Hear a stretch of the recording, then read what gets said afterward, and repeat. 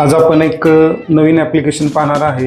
ते आहे moment of inertia of a rod about an axis of rotation passing through centre of mass. बघा आता लक्ष द्या, या ठिकाणी एक रॉड आपल्याला दिलेला आहे ज्याची लेंथ आहे कॅपिटल एल. त्यानंतर जो ॲक्सिस ऑफ रोटेशन पास झालेला आहे तो सेंटर ऑफ मास सी मधून पास होतोय. त्यामुळं या लेंथला आपण या बाजूला हाफ केले, या बाजूला हाफ केले, बरोबर. आता हा जर ॲक्सिस ऑफ रोटेशन असेल तर याच्या करस्पॉन्डिंग जो इनर्शिया आय सी आहे तो आपल्याला या ठिकाणी कॅल्क्युलेट करायचा आहे. सुरुवातीला आपल्याला पहिल्यांदा लागणार आहे linear mass density, that is lambda. Therefore we know that m be the mass of rod and capital L be the length of rod. Therefore, linear mass density lambda is equal to mass per unit length, that is m upon L. Equation number 1.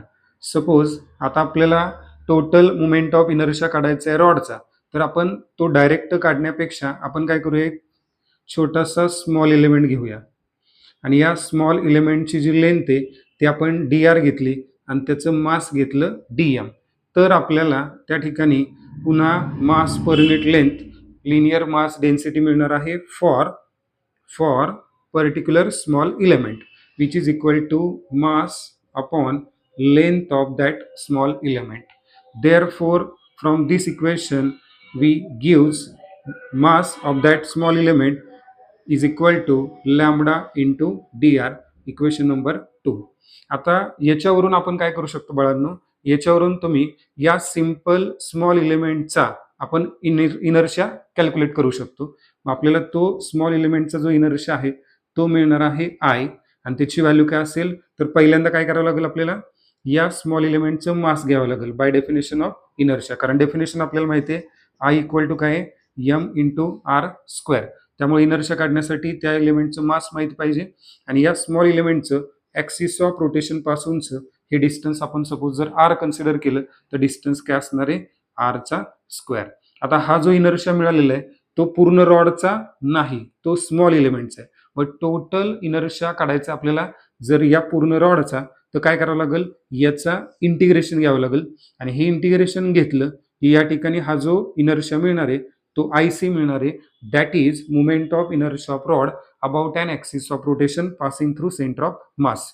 Therefore आता आणखी एक गोष्ट बघा, limit of integration आपल्याला या ठिकाणी लिहावं लागेल. इथं व्हेरिएबल जो आहे तो कुठला आहे आर स्क्वेअर आहे. कुठला आहे आर स्क्वेअर, बरोबर. आता या ठिकाणी हा जो डीएम आहे तो आधी इथं टाकावा लागेल. फ्रॉम इक्वेशन 2 आपल्याला काय मिळेल, integration of lambda into D R, ही डीएमची value lambda into D R into R square. मग या ठिकाणी लॅम्बडा जो आहे तो कॉन्स्टंट आहे ज्याची व्हॅल्यू आपण इक्वेशन 1 मध्ये टाकली. Therefore I C is equal to integration of लॅम्बडाची व्हॅल्यू काय mass upon length into R square with respect to काय येणार आहे डी आर. आत्ता मग सांगितल्याप्रमाणे याचं लिमिट ऑफ इंटिग्रेशन घ्यायचंय. लक्षात घ्या, हा जो आर आहे तो व्हेरिएबल आहे. हा इलेमेंट जर या ॲक्सिस ऑफ रोटेशनच्या जर जवळ असेल तर तो येणार आहे 0. आता इकडच्या बाजूला 0 येईल, परंतु पुढे वाढवत वाढवत गेलो तर टोटल लेंथ काय येणार एल बाय 2. सिमिलरली लेफ्ट साईडला बी तसंच होईल, इथं असेल 0 आणि वाढवत गेलो तर काय येणार आहे मायनस एल बाय 2. म्हणजे थोडक्यात एक लोअर लिमिट होणार आहे मायनस एल बाय 2 आणि एक अप्पर लिमिट होणार आहे प्लस एल बाय 2. म्हणजे आपण हे जे लिमिट टाकणार आहे इथं काय येणार आहे मायनस एल बाय 2 आणि इथं काय येणार आहे प्लस एल बाय 2. आता याच्यावरून काय करू शकतो बघा, हा जो एम अपॉन एल आहे तो काय कॉन्स्टंट आहे, म्हणून आपण हा इथं लिहिला I C is equal to M upon L आणि इंटिग्रेशन काय राहणार आहे minus L by 2 to L by 2 r square d r. आता या ठिकाणी आर स्क्वेअर डी आरचं जे इंटिग्रेशन आहे ते आपल्याला माहिती आहे की पॉवरमध्ये काय करायचा असतो, मिळवायचा असतो. कारण आपल्याला माहिती आहे बघा, integration of X raise to N with respect to D X is equal to काय X raise to N plus 1 upon N plus 1. त्यामुळे ही आपण काय लिहू शकतो मास अपॉन लेंथ इंटू काय आर क्यूब आणि याचं लिमिट ऑफ इंटिग्रेशन काय असणार आहे minus L by 2 to plus L by 2. आता फक्त काय करायचंय आर क्यूब डिवायडेड बाय 3 राहिलं बरं का. आता या ठिकाणी हा जो कॉन्स्टंट आहे 3 तो इकडं बाहेर आपण घेऊ शकतो. तर आपल्याला इक्वेशन काय मिळेल बघा, I C is equal to M upon 3L in bracket r cube आणि त्याचं इंटिग्रेशन काय, लिमिट ऑफ इंटिग्रेशन काय, -L/2 टू +L/2.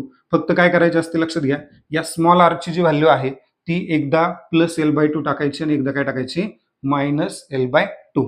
मग आपण आता या ठिकाणी काय लिहू शकतो बघा, m/3l in bracket limit of integration टाकताना इथं काय करून घ्या, मायनस करून घ्या. आरची व्हॅल्यू टाकायची L/2 म्हणजे काय येणार, एलचा क्यूब एल क्यूब आणि 2चा क्यूब किती येणार आहे, 8. त्यानंतर दुसरी व्हॅल्यू काय टाकायची, -L/2. पुन्हा आरच्या जागेवरती काय टाकायचे, -L/2. म्हणजे आपण इथं लिहू शकतो -L3/8. आता हे मायनस मायनस इथंच मी लिहितो प्लस, त्यामुळं इथं छेद समान आहे, डायरेक्ट अंशांची काय होणार, बेरीज. आपल्याला IC काय मिळेल बाळांनो, m/3l in bracket 2ml³ divided by 8. आता या ठिकाणी काय करा, बेक बे बेचोक 8 आणि हा 4 आहे तो इथं 3ला मल्टिप्लाय होईल, म्हणजे आपल्याला काय मिळेल बघा, IC is equal to 1l, एलला कॅन्सल झाला म्हणजे काय मिळेल आपल्याला, सॉरी इथं एम नाही, हा एम नाही, मग हा एम इथं येईल म्हणजे ml²/12. This equation 3 gives the moment of inertia of rod about